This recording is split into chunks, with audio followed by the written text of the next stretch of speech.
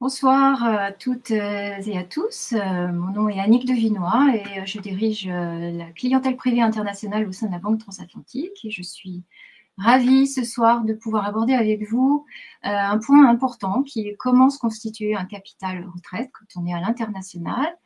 Donc, on abordera principalement le point de l'immobilier ce soir et Christine Ledoux m'accompagne sur ce point en tant que directrice de l'immobilier à la Banque Transatlantique. Juste un point très rapide. Après la présentation, vous pourrez poser vos questions et donc on y répondra avec plaisir. Mais vous pourrez, si jamais nous ne pouvons pas répondre à toutes les questions, également nous en faire part à l'issue de cette présentation.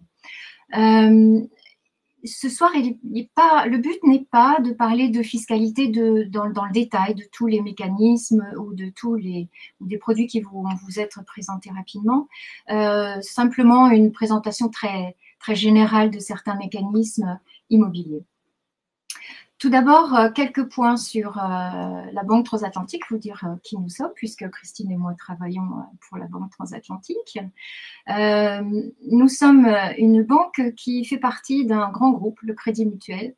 C'est intéressant de noter que ce groupe est très solide financièrement, ce qui lui vaut des notations remarquables. Et ce point, on voulait absolument le préciser, car quand on est loin de France, c'est important de se dire, lorsqu'il y a des crises financières, et ça a été le cas dans le passé, que son argent est bien placé dans un groupe qui tient la route. Alors, le contexte international, pourquoi la Banque Transatlantique intervient sur ce sujet-là? D'abord, c'est une de ses spécialités. Et pourquoi? C'est d'autant plus vrai que c'est beaucoup plus complexe aujourd'hui. D'abord parce que les Français qui partent à l'étranger disposent d'un patrimoine qui évolue durant leur carrière, passent d'un pays à l'autre, ou bien les enfants de ces personnes qui, même si elles résident en France, ont des enfants qui partent à l'étranger, qui font leur carrière à l'étranger. Donc ça, c'est de plus en plus fréquent, parce que les flux s'accentuent également entre les différents pays et avec différentes contraintes réglementaires également, aussi bien au niveau européen qu'international. Et donc, ces régimes réglementaires doivent être respectés, compris par une banque française, un établissement français, et également tenir compte des régimes fiscaux et cadres juridiques des pays dans lesquels vous vivez, parce que le conseil doit être adéquat à cette situation bien particulière de votre pays. Donc, il faut absolument une expertise. C'est de plus en plus vrai aujourd'hui. Notre dispositif à la Banque Transatlantique, en fait, nous sommes une banque dont le siège est à Paris, avec quelques contacts en France, en province, pour soutenir les questions des Français de l'étranger qui pourraient être soulevées au sein des agences du groupe CIC et du groupe Crédit Mutuel, mais surtout au sein des entités à l'étranger. Donc, notre présence est aussi bien en Asie, là où vous êtes. D'ailleurs, à ce propos, ce serait bien que de temps en temps, durant cette présentation, ou après, vous nous signaliez dans quel pays vous vivez. C'est toujours plus sympathique en plus. Donc, en Asie, ce sont des bureaux de représentation, pas des banques. J'insiste sur ce point. On ne peut pas ouvrir un compte banque transatlantique en Asie. Mais en Amérique du Nord, on peut avoir des systèmes d'investissement en dollars US, en dollars canadiens, et en Europe, en francs suisses et en euros, bien évidemment. Donc voilà un peu l'étendue de notre situation géographique mondiale pour avoir une vision et une expertise mondiale et pas simplement franco-française. Notre expertise, elle accompagne évidemment les Français de l'étranger, salariés de grands groupes, chefs d'entreprise vivant à l'étranger, mais aussi des investisseurs qui sont établis à l'étranger et qui souhaitent investir leur patrimoine, et notre clientèle également de Français qui sont hauts fonctionnaires et qui partent à l'étranger dans le cadre de missions, soit pour des grands groupes français, soit dans le cadre de la diplomatie française. Également des investisseurs étrangers qui souhaitent accéder au marché européen. Là, c'est plutôt le niveau de gestion de fortune, puisque là, il faut vraiment être très, très vigilant et l'expertise est beaucoup plus importante. Comment nous fonctionnons? Eh bien, le client est au centre d'un système d'expertise qui regroupe, comme je le disais, à la fois le conseil, l'investissement, la philanthropie, intéresse beaucoup nos Français de l'étranger, la banque au quotidien, bien sûr, le financement, quand on a des projets immobiliers dont Christine va nous toucher quelques mots tout à l'heure, le multibooking, puisque l'organisation patrimoniale d'un Français de l'étranger, c'est pas simplement de l'euro, mais ça peut être aussi une organisation multidevises, hein, comme je le disais tout à l'heure, en dollars, en francs suisses, etc. Quand on parle de capital retraite et organisation patrimoniale en vue de la constitution d'une retraite, on a deux possibilités, deux grandes possibilités en fait. Soit de se constituer une épargne financière, on connaît l'assurance vie et on va parler aussi très, très brièvement du plan d'épargne en action, soit une épargne plutôt destinée à l'immobilier que nous présentera Christine. Donc juste quelques mots, mais très très rapides. L'assurance vie, pourquoi? C'est une possibilité de se constituer son capital retraite, même quand on est français de l'étranger, parce que d'abord, on le connaît bien en tant qu'instrument d'épargne préféré des Français, ça c'est clair, qui présente de nombreux atouts, notamment dans la palette très diversifiée de possibilités d'investissement en son sein, et puis parce que ça reste une épargne disponible. Les retraits peuvent être effectués tout au long de la durée de vie du placement, que l'on peut organiser ce type d'investissement en vue de transmettre aussi son capital en choisissant un bénéficiaire en cas de décès, avec des possibilités de rédaction très précises de cette clause de bénéficiaire, et avec une fiscalité française, j'attire bien votre attention sur le sujet, attractive quand on est résident en France, qui peut ne pas l'être quand on n'est pas résident de France. Donc c'est là où intervient réellement l'analyse de l'intérêt d'avoir ou de conserver ou d'alimenter un contrat d'assurance vie ou de le souscrire si on n'en a pas déjà. Parce qu'en France, c'est avantageux, mais ça ne l'est peut-être pas dans le pays où vous résidez. C'est pourquoi, des conseils préliminaires, d'abord, vérifiez qu'un contrat d'assurance vie dans le pays où vous vivez veut dire quelque chose. Contrat d'assurance vie à la française, c'est très typique. Bon. Mais dans le pays où vous vivez, l'assurance vie, ça peut vouloir ne rien dire. Ça peut être simplement un compte titre ordinaire dans lequel vous avez placé des fonds ou un compte livret dans lequel vous touchez les intérêts.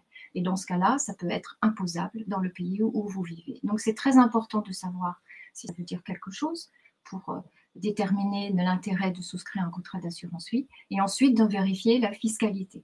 Car en tout état de cause, vous pouvez être imposable dans le pays où vous vivez sur ce type d'investissement. À savoir qu'il convient en fait de faire une étude au cas par cas pour chacun des Français de l'étranger sur ce point-là.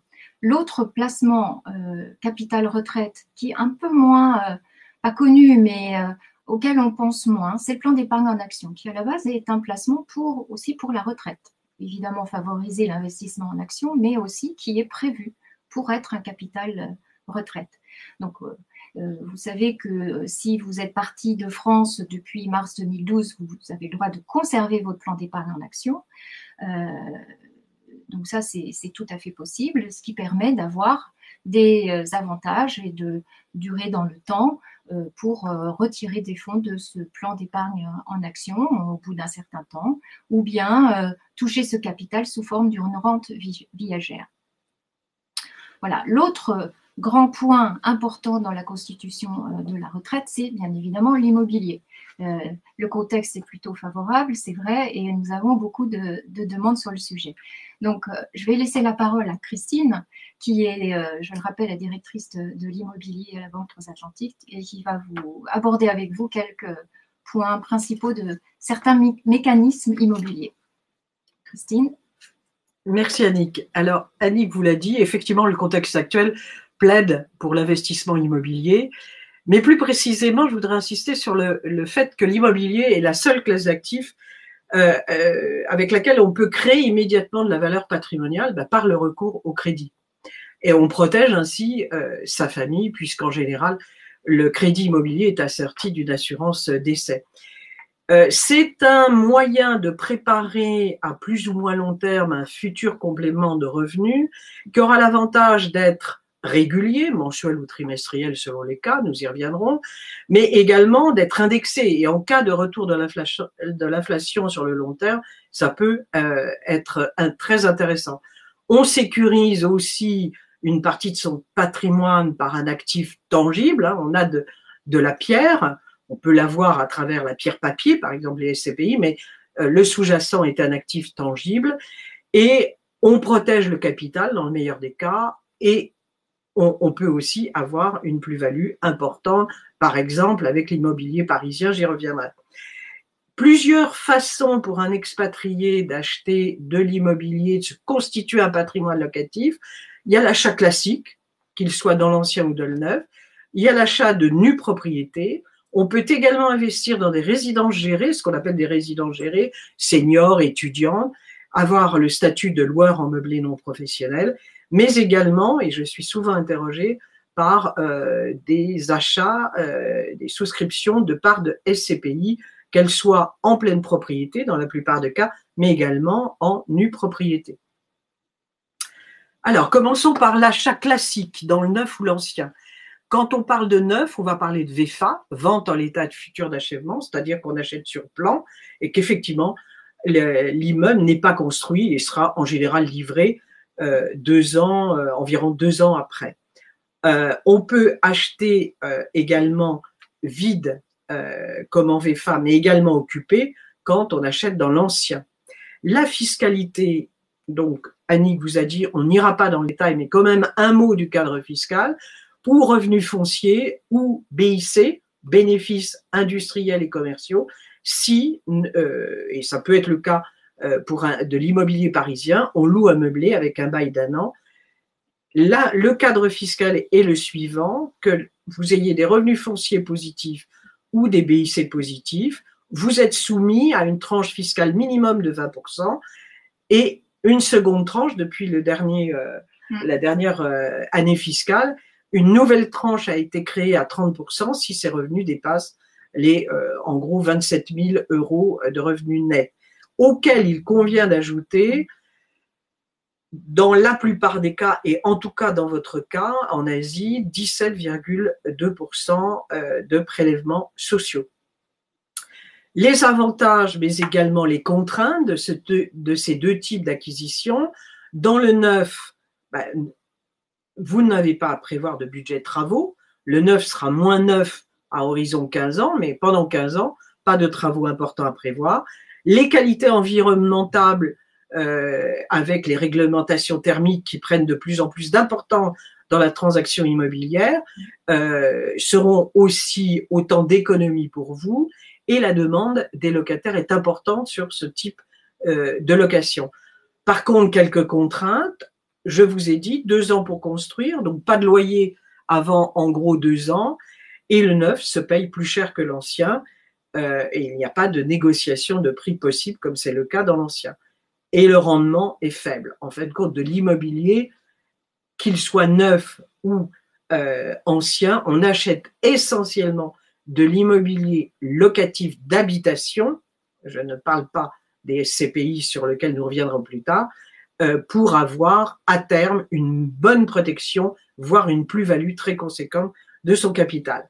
L'ancien Paris ou proche banlieue, c'est sur ce territoire que souvent les questions portent. Par définition, l'offre est plus importante que pour le neuf, donc plus de choix possibles. Possibilité là de négocier le prix, plus-value potentielle importante à horizon 15 ans, il faut 12 à 15 ans minimum pour toutes les classes d'actifs immobiliers, il faut prévoir une détention minimum de cet ordre-là. Mais à 15 ans, la plus-value est assurée. Et possibilité, je l'ai déjà dit, d'acheter un bien déjà loué. Quelques contraintes, prévoir dans l'ancien un budget de travaux conséquent sur les périodes de détention du bien. On va devoir de plus en plus rénover le parc ancien locatif ou les biens d'usage. Donc ça, et souvent on ne le maîtrise pas bien, ce budget de travaux quand on achète. Donc il y a un petit point d'interrogation.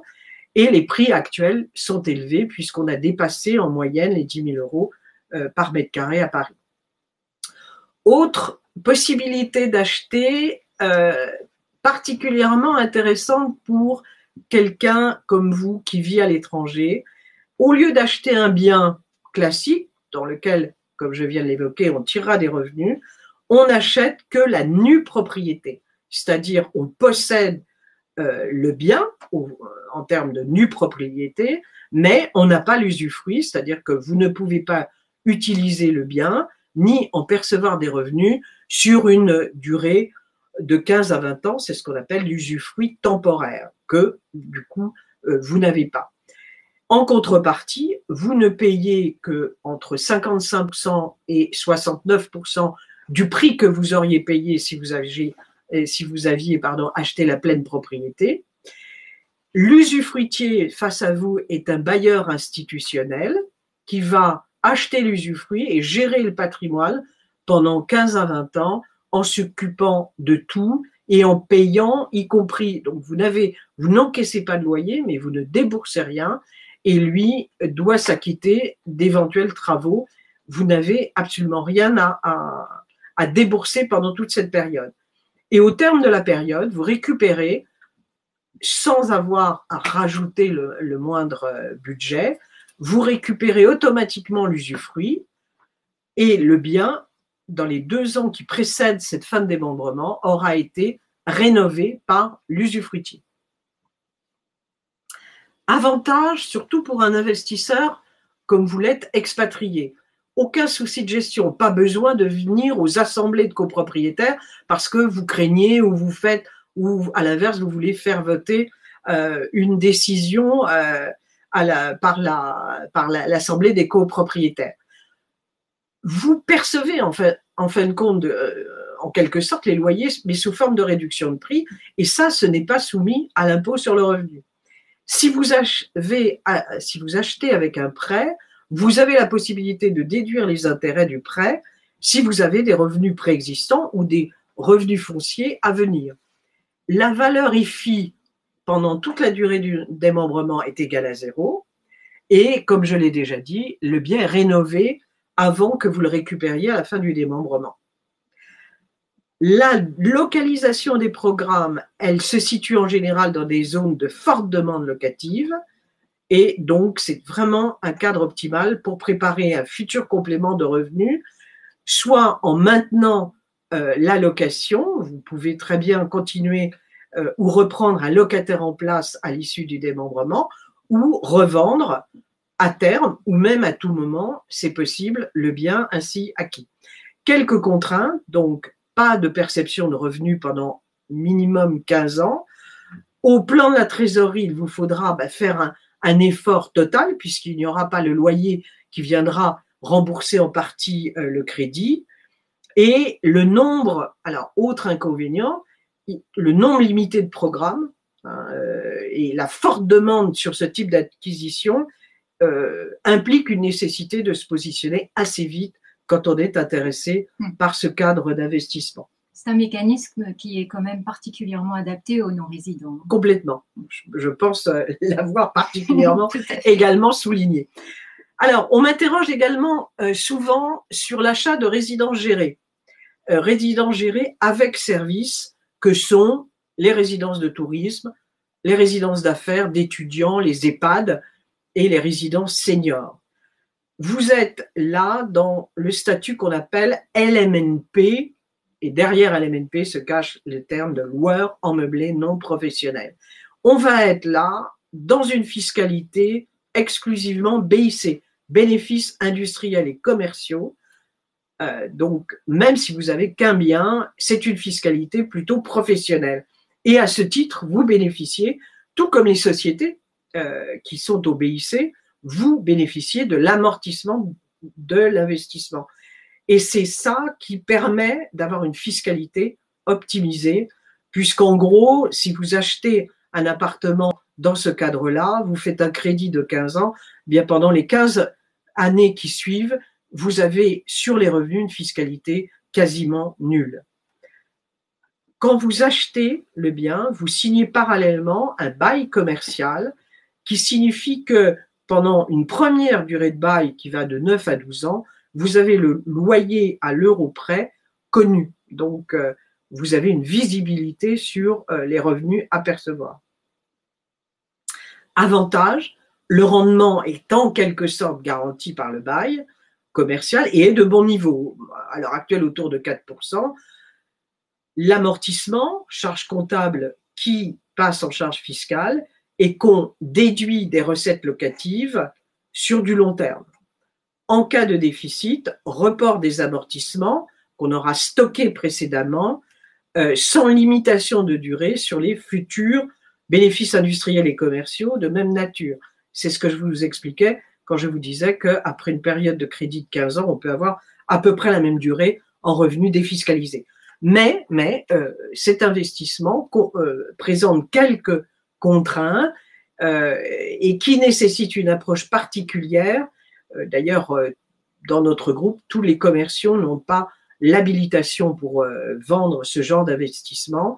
Pourquoi? Parce que la nature du bail commercial est délicate et nécessite une bonne approche et de bien cerner les risques que ça sous-entend également. Il n'y a pas que des avantages. La spécificité des immeubles ne permet pas de prévoir une très grosse plus-value à la revente. Le but, c'est de protéger le capital contre l'inflation, mais ce n'est pas là, par rapport à un investissement parisien, que vous pourrez doubler votre capital même en 20 ans. Le but étant beaucoup plus la perception de revenus réguliers. La liquidité n'est pas excellente, puisque quand vous voudrez revendre, il y aura exclusivement des investisseurs et non pas à la fois des investisseurs et des utilisateurs, comme c'est le cas de l'immobilier classique. Enfin, investissement en part de SCPI, Société civile de placement immobilier, possible pour les non-résidents que vous êtes, sous réserve bien sûr de l'agrément du distributeur. Il y a certaines contraintes que nous appliquons, des contraintes législatives que nous appliquons dans notre groupe bancaire. L'avantage, c'est que vous pouvez souscrire avec quelques milliers d'euros dans des parts de sociétés qui gèrent un patrimoine professionnel, à la fois bureaux, commerces et locaux d'activité. Je ne vous cacherai pas que c'est plutôt à dominante bureau dans la plupart des cas. Les loyers sont perçus trimestriellement, à terme échu à la fin du mois qui suit le trimestre civil. Donc, par exemple, pour le premier trimestre 2019, c'est fin avril, and so on. Sur le plan fiscal, il s'agit essentiellement, donc les SCPI ont une transparence fiscale, donc le gestionnaire encaisse des revenus fonciers, vous déclarez des revenus fonciers. Je ne vous réexplique pas la fiscalité, c'est la même de celle que j'ai expliquée précédemment. On peut également, et c'est de plus en plus couru, surtout par des clients expatriés, acquérir que la nue propriété. Et là, nous serons sur des nues propriétés, des démembrements, non pas de 15 ans, mais beaucoup plus courtes, que vous choisissez, 5, 7 ou 10 ans. Et ça, c'est utile pour des clients qui veulent acquérir des CPI en vue, on est bien toujours, n'est-ce pas Annie, tournés vers le complément de revenus à terme, et pour autant qui ne veulent pas percevoir tout de suite des revenus parce qu'ils sont lourdement fiscalisés pendant, par exemple, les 7 prochaines années. Donc, ils acquièrent la nue propriété et automatiquement, ils retrouveront les revenus au moment de leur retraite. Avantage des SCPI, diversification du patrimoine immobilier. Je ne vous cacherai pas qu'en général, les clients qui souscrivent des SCPI ont déjà de l'immobilier locatif au préalable, dans la plupart des cas. Perception, autre avantage, on perçoit des revenus de bon niveau et net de frais de gestion.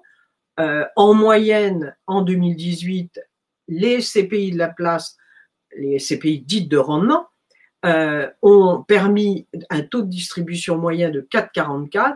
4,44, si on compare à de l'immobilier locatif avant perception des frais de gestion, c'est un peu l'équivalent d'un 6%. Donc, on reste dans une fourchette très haute de rendement. Aucun souci de gestion, donc ça aussi, ça va dans le sens en général demandé, désiré par des clients expatriés. Et pour autant, vous n'avez pas de gestion, mais l'information est régulière puisque les détenteurs de parts reçoivent automatiquement un bulletin d'information trimestriel qui résume la vie de leur SCPI. Possibilité de souscrire en démembrement, je l'ai déjà évoqué. Voilà. Alors, j'attire votre attention, en cas de souscription d'un prêt pour investir en SCPI, les intérêts du prêt, contrairement à la nue propriété classique, quand on achète en nue propriété des parts de SCPI, les intérêts du prêt ne sont pas déductibles des revenus fonciers préexistants. Les contraintes, oui, c'est important. Les contraintes, ce placement est assorti de frais de souscription importants, entre 6 et 10%, un peu comme des droits d'enregistrement quand on achète un bien immobilier. C'est à peu près l'équivalent. C'est de l'immobilier. C'est de l'immobilier. L'immobilier papier, mais ça reste de l'immobilier. Voilà. Et ces frais de souscription sont non négociables. Pourquoi? Parce qu'ils font partie intégrante du prix de la part. Donc, on ne peut absolument pas y déroger. Le montant des revenus n'est pas garanti, il peut baisser. Ça a été le cas entre, en gros, 2013 et 2017. Vous aviez une baisse du taux de distribution d'environ 20 points de base, 0,20% à peu près par an. Cette baisse est en train d'arriver à sa fin et depuis en 2018-2019, les revenus sont du même niveau. La liquidité de ce placement est faible. Il faut qu'il y ait autant de souscripteurs que de revendeurs de parts pour qu'on puisse se dessaisir de parts qu'on a possédées. Donc ça, c'est très important à comprendre. Et c'est pourquoi nous préconisons à la fois une durée de détention requise de 10 ans, un peu plus faible que pour l'immobilier physique, mais quand même de 10 ans. Et surtout, nous faisons en sorte et nous conseillons fortement à nos clients sur le fait que la part de ce patrimoine en SCPI détenu chez nous ou dans n'importe quel établissement soit limitée à 10% maximum du patrimoine global. Christine, est-ce que tu pourrais reparler juste d'un point par rapport à la fiscalité de ces SCPI, d'avoir bien comprendre si on peut ou pas déduire les intérêts d'emprunt de ces autres revenus fonciers? Alors, en pleine propriété, si vous achetez des parts de SCPI en pleine propriété, vous pouvez déduire les intérêts d'emprunt d'autres revenus fonciers. Si vous n'achetez que la nue propriété, vous ne pouvez pas déduire les intérêts d'emprunt d'autres revenus fonciers. Voilà, d'accord, merci. Alors, vous voyez là, donc les sujets qui ont été évoqués relatifs à l'immobilier viennent évidemment en complément des deux autres types d'investissement, l'assurance vie et le plan d'épargne en action dont je vous ai parlé très très brièvement. Mais bien évidemment, vous avez compris que ces mécanismes immobiliers sont à réaliser en France. Il y a quelques questions sur les investissements à l'étranger, on en parlera tout à l'heure si vous voulez. Et bien évidemment, ils sont intéressants comme l'assurance vie et le PEA dans la mesure où on souhaite garder un lien avec la France, soit parce qu'on aime la France et qu'on souhaite y investir les fonds, parce qu'on souhaite diversifier en investissant en France, soit parce qu'on a une partie de notre famille en France et qu'on souhaite garder ces liens importants parce qu'on souhaite tout simplement revenir en France. Donc ça, c'est important et je voulais le préciser. Deuxième point important dans la constitution de la préparation de son capital retraite, c'est de veiller à l'équilibre entre l'ensemble de ces différentes possibilités, financiers, immobiliers. On a vu que l'un était plus liquide que l'autre. Donc, c'est à bien peser dans l'ensemble de votre patrimoine mondial. Je ne parlerai pas simplement du patrimoine en France, mais du patrimoine mondial que vous avez peut-être déjà constitué à l'étranger et qui est, si c'est de l'immobilier, déjà peut-être moins facile en termes de liquidité. Donc, il faut en tenir compte dans l'équilibre d'un placement retraite et dans l'éventualité de besoin d'urgence de liquidité. Voilà. Et évidemment, tenir compte de, comme je le disais en introduction, de la réglementation de votre pays où vous résidez et de la fiscalité, mais également des règles successorales du pays où vous vivez. Parce que tout ça va déterminer l'intérêt pour vous, soit de souscrire un contrat d'assurance vie ou pas, un plan d'épargne en logement, plan d'épargne en action, ou de le conserver, ou bien d'investir sur de l'immobilier en France. Une petite précision, Annick. Effectivement, la fiscalité que j'ai évoquée, c'est la fiscalité française sur l'immobilier. On est bien d'accord.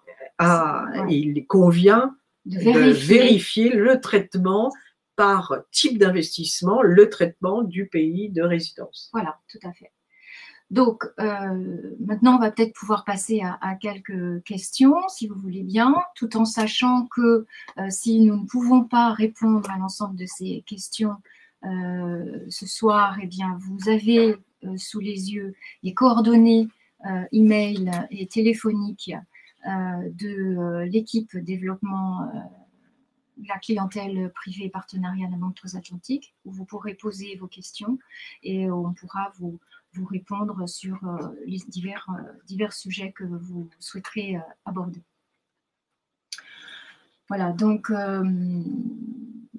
un certain nombre de questions autour des prêts. Oui, alors des prêts, alors bon, vous l'avez compris, pour un investissement en France, c'est tout à fait possible de souscrire un prêt. J'ai vu passer quelques questions sur des prêts pour investir à l'étranger, notamment en Asie. Normal ce soir qu'on pose cette question-là. Oui, ça peut se faire. Bon, on ne va pas développer ici ce soir le crédit pour l'achat immobilier. Hein, ce n'est pas vraiment le sujet ce soir abordé par Christine. Néanmoins, sachez que c'est possible sous différentes conditions.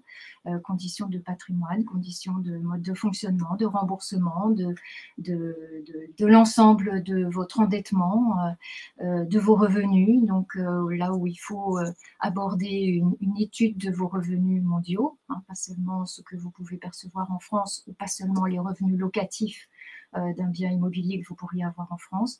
Mais oui, c'est possible de l'étudier.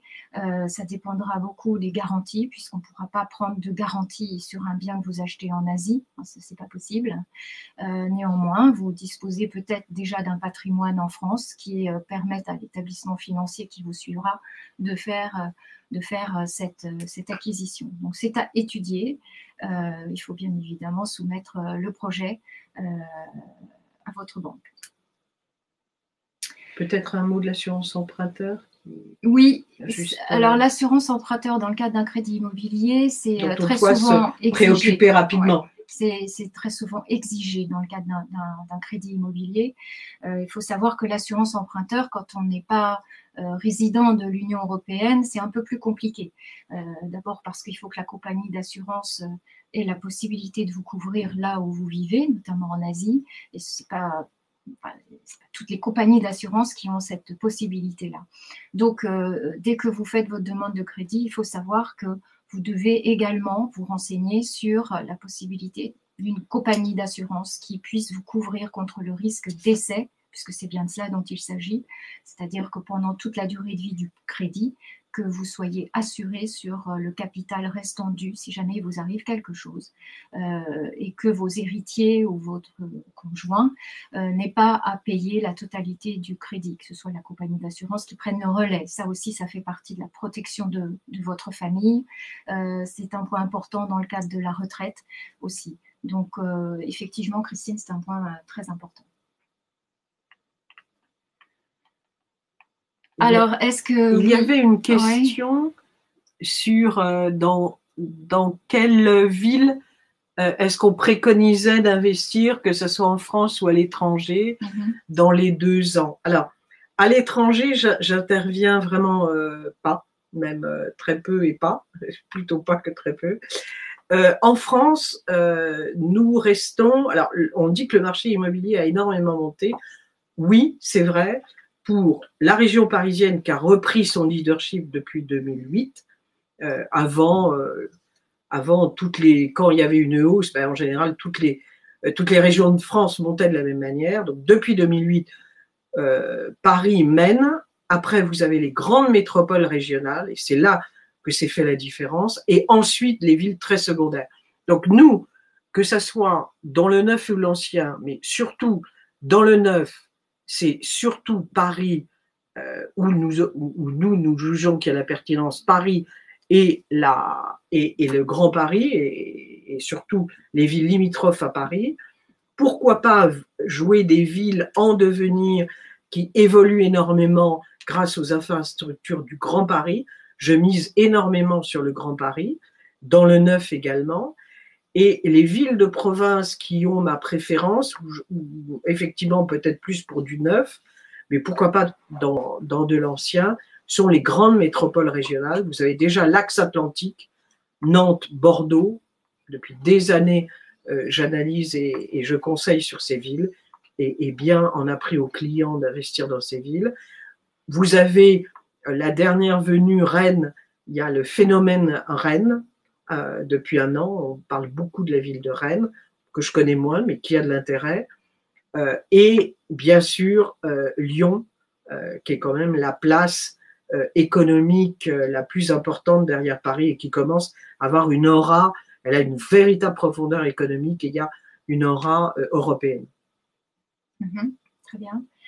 Alors, sur le sujet de l'assurance vie, je vois qu'il y a des questions, savoir si, en tant que non-résident, on peut souscrire l'assurance vie. Donc, je le répète, c'est possible dans certains cas, mais chaque cas est individuel et doit être étudié. Ça, c'est important parce qu'il n'y a pas forcément d'intérêt à le faire.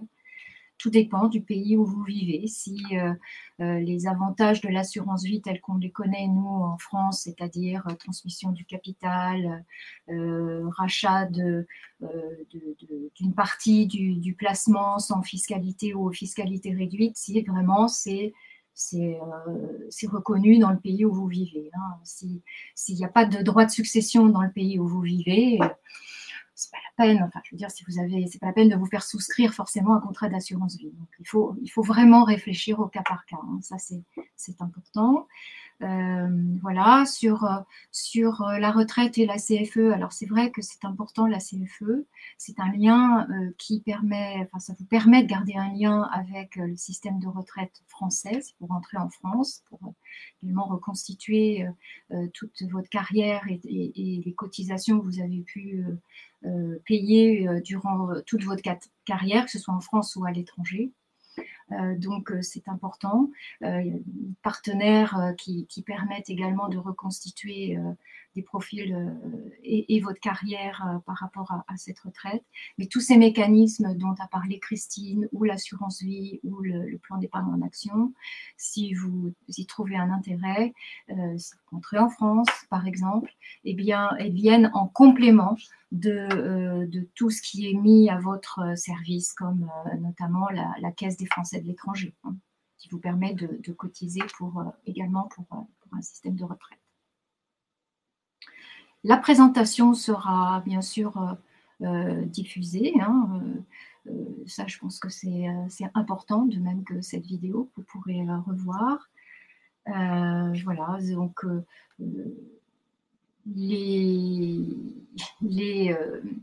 chaque situation étant particulière, on ne peut pas vraiment dire ce soir, eh bien, pour vous qui vivez à Singapour, c'est absolument ça qu'il faut faire, ou bien à Hong Kong, il faut faire autre chose, ou bien à Bangkok, etc. Chaque cas est vraiment très particulier. Les objectifs de chacun sont particuliers et la constitution de la famille également. Donc, on ne peut pas répondre ce soir très précisément sur qu'est-ce qu'il faut faire, ni même apporter un conseil, parce que ce sera peut-être valable pour quelqu'un, mais pas pour une autre personne, même si elle réside dans le même pays. Pour réaliser tous ces mécanismes, vous pouvez dans un premier temps prendre des rendez-vous téléphoniques pour prendre contact, évaluer si c'est tout à fait possible, si c'est approprié à votre situation. Et ensuite, vous pourrez avoir un rendez-vous soit auprès de l'un de nos directeurs à l'étranger, notamment Singapour, Hong Kong, qui sont présents. Vous connaissez peut-être Hervé Guimbert qui dirige Hong Kong et Cédric Figliolini qui dirige l'entité Banque Transatlantique à Singapour, qui seront pour vous des relais locaux pour vous orienter dans vos choix, dans vos décisions.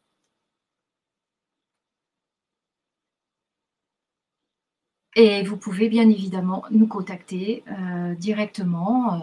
Vous avez ici sous les yeux le numéro de téléphone et l'email.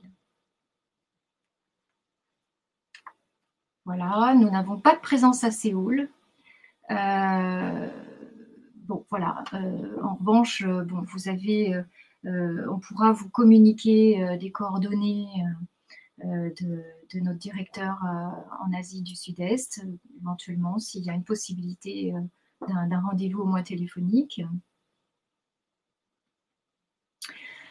apport à 0% lors d'un projet immobilier, dans le cadre d'un crédit, ça arrive effectivement. J'ai vu quelqu'un qui avait fait une opération avec nous, qui se manifestait en disant que c'était possible avec l'ABT. Oui, c'est possible, mais encore une fois, ça dépend du patrimoine de la personne et du projet et comment fonctionner avec la Banque Transatlantique qui, je le rappelle, est une banque de gestion privée et qui, dans ce cadre, fait du crédit immobilier pour répondre à ses objectifs patrimoniaux, dont la préparation au capital retraite.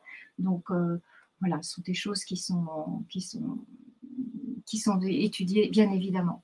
Alors, j'ai vu, Christine, une autre question Oui, sur l'achat en viager. Alex nous pose, affirme, ne pose pas la question. Dommage que l'achat en viager n'ait pas été abordé. Ouais. C'était volontaire, car la nue propriété a mangé un peu le marché du viager. Mais si Alex veut me contacter par l'intermédiaire de la cellule de notre département développement, il peut le faire.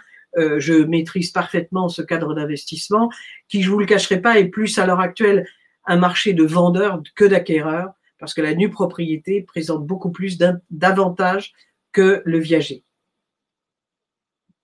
D'accord, ça c'est important. Parce qu'on a balayé pas mal de questions. Alors, Louis voulait qu'on parle de retraite. Oui, c'est un sujet qui revient régulièrement, comme la fiscalité. Donc, le dernier webinaire que l'on ait fait en partenariat avec l'UFE traitait de la fiscalité, des nouveautés sur la fiscalité des non-résidents et beaucoup de sujets ont été abordés sur les retraites. Là, ce n'était pas le sujet de ce soir, hein, je le rappelle. Le sujet de ce soir, c'était vraiment d'aborder des possibilités. Plutôt, on dirait complément de retraite. Voilà, plutôt. exactement. Hein, donc, mais s'il y a un sujet plus particulièrement lié à la retraite, c'est-à-dire en combinant CFE ou autres points ou reconstitution de carrière, etc., nous avons en commun avec l'UFE et les partenaires qui peuvent très bien, enfin, ça peut être un autre sujet lors d'une autre soirée pour vous qui nous écoutez d'Asie. Voilà, donc je pense que si il n'y a pas d'autres questions, eh bien vous avez toujours sous les yeux les références pour nous contacter et nous vous répondrons bien évidemment s'il y a des questions plus précisément sur l'immobilier. Christine, ce sera un plaisir de vous répondre, sinon on trouvera d'autres personnes pour répondre à vos questions. Merci pour votre écoute, merci à vous. Et puis, oui, on travaille aussi avec des résidents, pas seulement avec des non-résidents. Surtout que les non-résidents peuvent devenir résidents. Donc, on fait également cette gymnastique. Une question a été posée sur le support. Oui. Donc, le support, on peut l'envoyer, on l'enverra. Voilà. Ça, c'est oui. Nous vous souhaitons une excellente soirée. Bonne soirée à tous et merci pour votre écoute. Au revoir. Au revoir.